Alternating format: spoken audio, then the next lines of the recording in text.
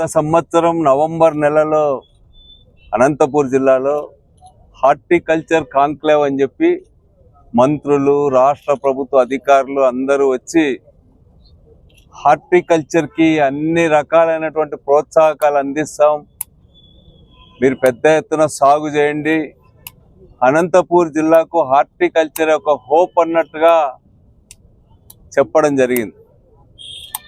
కానీ ఈరోజు సరిగ్గా ఒక సంవత్సరం తిరిగేలోగా ఒక గొప్ప ఆశగా కనిపించినటువంటి హార్టికల్చర్ ఈరోజు జిల్లాలో పూర్తిగా తగ్గిపోయేటువంటి పరిస్థితులు కనిపిస్తూ ఉన్నాయి. ఎంత ఘోరం అంటే అరటి తోటలు కొట్టివేస్తూ ఉంటే, అరటి గెల్లలన్నీ కూడా రోడ్డు పైన పడేస్తూ ఉంటే చాలా హృదయ విదారకంగా ఉంది.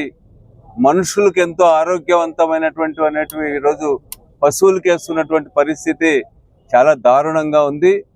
ఇప్పుడు ఈ ప్రభుత్వం చాలా విజనరీ, చంద్రబాబు నాయుడు అనే 24 గంటలు బాకాలు ఊపుతూ ఉంటారు.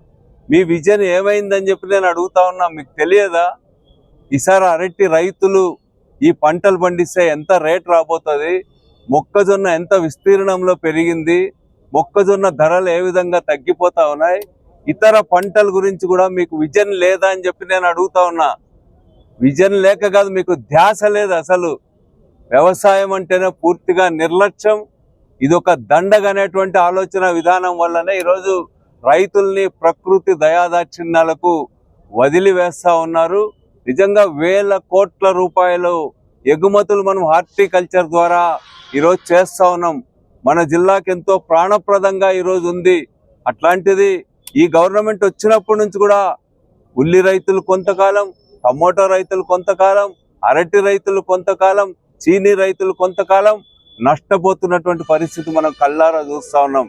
నిరుత్సాహపడుతున్నారు ఈరోజు హార్టికల్చర్ వైపు చూడడానికి ఈరోజు రైతులు.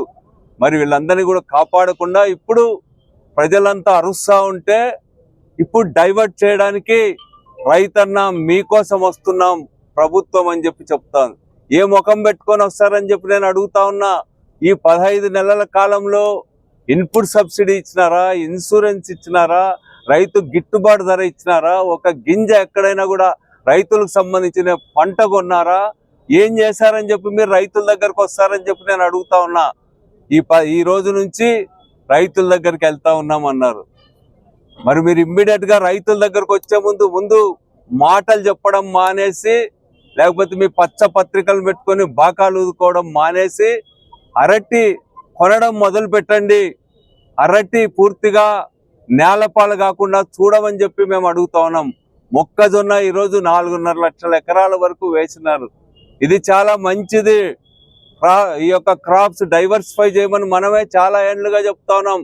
ఈరోజు శనక్కాయలు నష్టం వస్తున్నాయని చెప్పి మొక్కజొన్న వేసుకుంటే మొక్కజొన్న పంట ఈరోజు 1500-1600 కూడా కొనే పరిస్థితి లేదు. మేమున్నప్పుడు ఒక్కసారి గుర్తు చేసుకోమని చెప్పి చెప్తా ఉన్నాం. ప్రతి నియోజకవర్గంలో కూడా వైఎస్ఆర్ కాంగ్రెస్ పార్టీ అధికారంలో ఉన్నప్పుడు కొనుగోలు కేంద్రాలు ఏర్పాటు చేసి ప్రతి గింజను కూడా రైతు నుంచి కొన్నాం.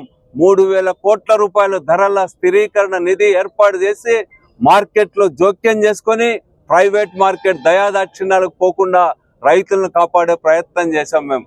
ఈ గవర్నమెంట్కి ఎక్కడ విజన్ ఉంది, రైతుల పట్ల బాధ్యత ఎక్కడుందని చెప్పి నేను అడుగుతా ఉన్నా. అందుకనే ఈరోజు మాటలు మాని ఈరోజు కార్యాచరణకు పూనుకోమని చెప్పి ప్రభుత్వానికి కలెక్టర్ ద్వారా మేమందరం కూడా విజ్ఞప్తి చేయడం జరిగింది.